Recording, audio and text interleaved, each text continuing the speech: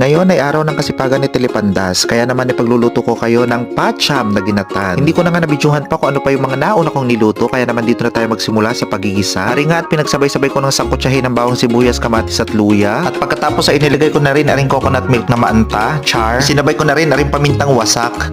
Wasak! Kasunod ang kaunting patis. At syempre hindi mawawala aking magic sarap. After nga nung aking mga pinaglalagay ay aking minekos-mekos na. Tapos nga ay aking tinakluban at iniwan ko muna na ilang minuto para bumulak. At nung nakita ko ngang nabulak na ay di aking ipinaglalagay na ring 3 piritong isda. Tapos ay sinamahan ko ng piritong talong. Pagkatapos ay iniwan ko ulit ng ilang minuto. At maya maya ay ayun, luto na. Ay di aking inahon na din sa bowl. At taringat nung aking inaahon din sa bowl ay di kay parang kasarap tingnan. Kahit na ako hindi gaano kagaling nga magluto ay talagang naglasang ginatan din naman. Oh, ay ano? Sino magsasabing ako'y puro prito lang ang alam? Parini at tayo mamahaw na. Wari ko'y kahit ari maanta-anta at maalat-alat ay talagang papatusin din ari ng mga pasal na ay siya salo na at kita'y magpamangit na lang din sa